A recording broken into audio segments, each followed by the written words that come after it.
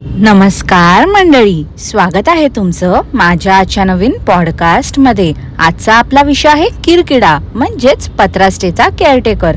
पण पॉडकास्ट सुरू करण्यापूर्वी जर तुम्ही माझ्या चॅनलवर नवीन असाल तर माझ्या चॅनलला सबस्क्राइब करून घ्या। सोबतच शेजारी असलेल्या बेल आयकॉनला प्रेस करा सो दॅट कोणतीच अपडेट तुम्ही मिस करणार नाही। तर मग वाट कसली बघताय, चला सुरू करूया आजच्या आपल्या पॉडकास्टला। मंडळी, कालच्या पॉडकास्टचं सेकंड पार्ट आहे हे, बरं का। कसं आहे ना, ह्या बाई माणसावरती जेवढं बोलू तेवढं कमीच आहे। बोलून बोलून मी थकली, पण बाई माणूस काय सुधारायचं नाव घेत नाही आहे। ह्याचा पानसटपणा चालूच आहे आणि ह्याच्या एका व्लॉग मध्ये इतकं काही असते ना बोलण्यासारखं की आरामात ह्याच्यावरती एक आठवडाभर तरी आपण पॉडकास्ट करू शकतो। काय झालं ना, सध्या माझ्या फोन मध्ये स्टोरेजचा इश्यू झालाय। मी जास्त मोठं पॉडकास्ट केलं ना तर ती फाईल एक्सपोर्टच होत नाही आहे आणि एक्सपोर्ट जरी झाली तरी मध्ये मध्ये ब्लँक होते, आवाजच म्यूट होतो। आधीच वेळेची मारामार सुरू आहे, त्यात मोठं पॉडकास्ट बनवून मध्येच आवाज म्यूट झाला, ब्लँक आलं तर ऐकणाऱ्याला पण मजा नाही येणार आणि एवढं मेहनत घेऊन पॉडकास्ट केलं असते त्यालाही काही अर्थ उरणार नाही। म्हणून मी पॉडकास्ट 9-10 मिनिटाचाच करते सध्या, जेणेकरून एक्सपोर्ट होण्यासाठी पण प्रॉब्लेम होणार नाही। तर आता जास्त वेळ नाही घेत मी तुमचा, कारण की हे टॉपिक सगळ्यांचंच फेवरेट आहे आणि कधी एकदा बाई माणसाच्या हालचालींवरती मी रिॲक्शन देते असं होते सगळ्यांना। त्यामुळे डायरेक्ट आता मी पॉडकास्टला सुरू करते। मंडळी, कालच्या पॉडकास्ट मध्ये मी बोलली होती की किरकिडा अँड फॅमिली त्याच्या खटारा लालपरी मधून आले आहेत मुंबईला आणि इथे आल्यानंतर त्याने काय उचापत्या केल्या आहेत ते आजच्या ह्या पॉडकास्ट मध्ये आपण जाणून घेणार आहोत। त्या दिवशी याने गाडीतून मुंबईला येण्याचा प्रवास दाखवला होता, तोही अर्धाच। मध्येच तो प्रवास संपला आणि हे लोक नेक्स्ट डे दिसले ते म्हणजे लिफ्ट मध्ये।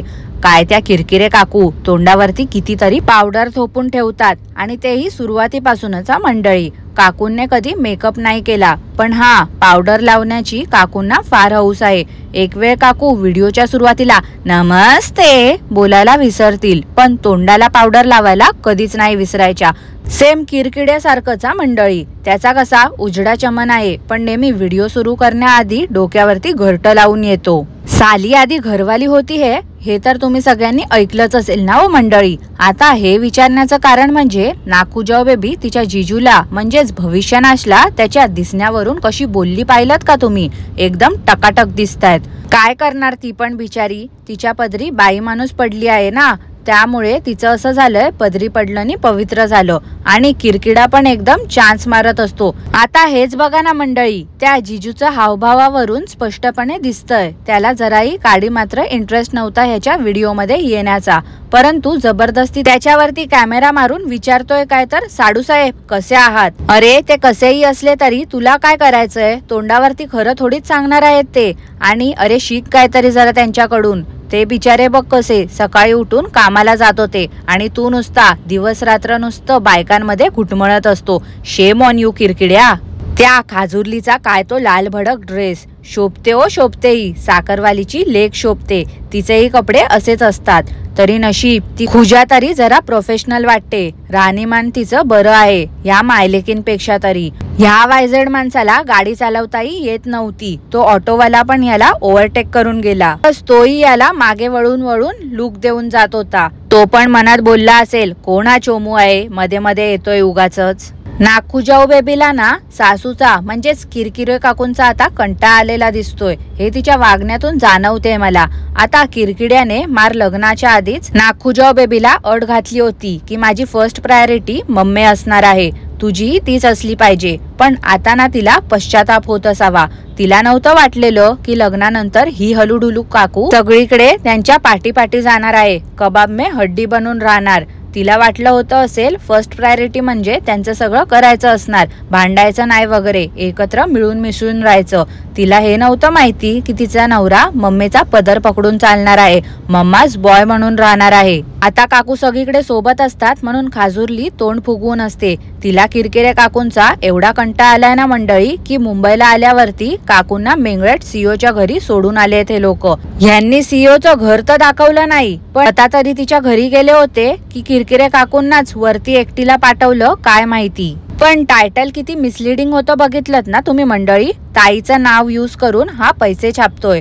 सगळ्यांना मेंगळट सीओला बघण्याची उत्सुकता आहे. पण ह्या बाई माणसाच्या कारनाम्यामुळे त्या ताईच्या घरच्यांनी तिला व्हिडिओमध्ये येण्यासाठी मना केलं आहे. मला तर असं वाटते साखरवालीच्या फोंबिवलीच्या फ्लॅट मध्ये ना खुजा आणि भविष्यनाश जिजू राहत असतील. काय रे तो येतानाचा प्रवास दाखवत होता किरकिडा, नुसता फालतूपणा आहे सगळा. त्या परतीच्या प्रवासवाला व्हिडिओ जो होता ना मंडळी, त्याच्यामध्ये 1 मिनिट 27 सेकंडला बघा साखरवाली सोबत मेंगळट सीईओ उभी आहे तिच्या लेकीला घेऊन.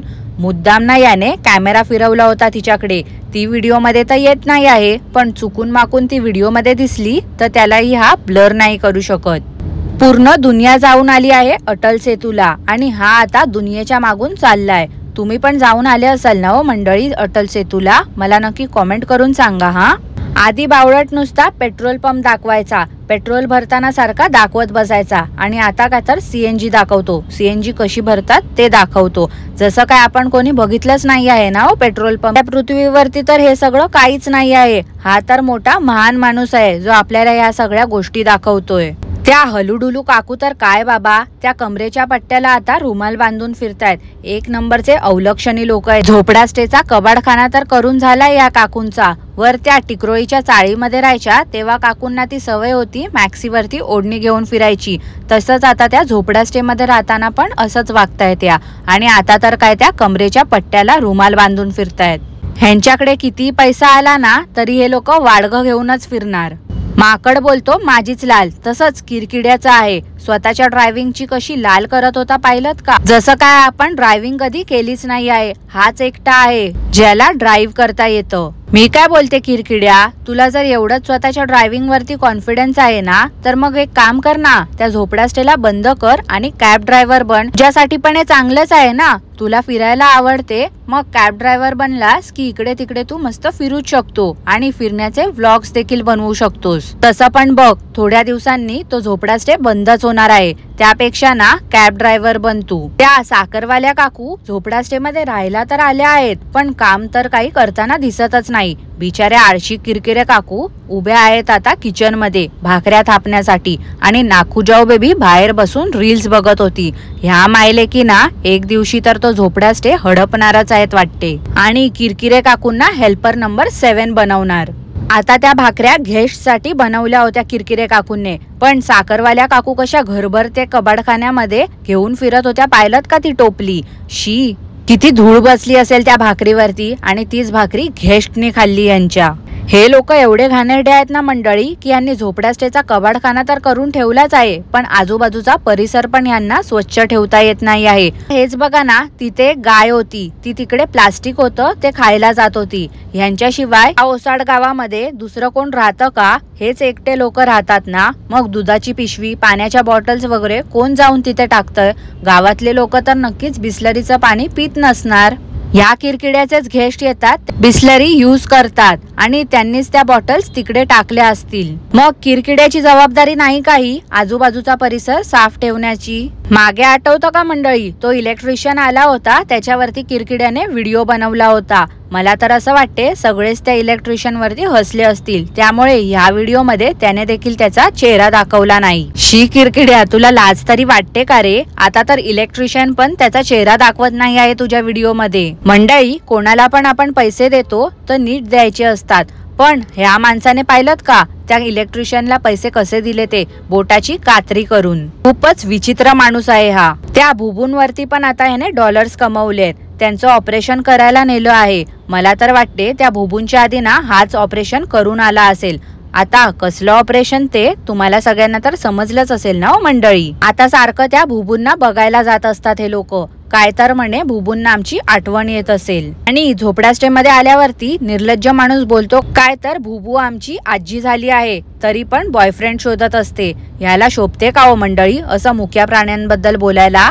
कुठे फेडणार आहे ना ही सगळी पाप ते त्यालाच माहिती. तर मंडळी, आजसाठी एवढंच. आजचा पॉडकास्ट मी इथेच थांबवते. तुम्हाला आजचा पॉडकास्ट कसं वाटलं ते मला नक्की कॉमेंट करून कळवा. आणि पॉडकास्ट आवडलं असल्यास लाईक करा, शेअर करा, चॅनलला सबस्क्राईब करायला विसरू नका. सोबतच शेजारी असलेल्या बेल आयकॉनला प्रेस करा सो दॅट कोणतीच अपडेट तुम्ही मिस करणार नाही. धन्यवाद.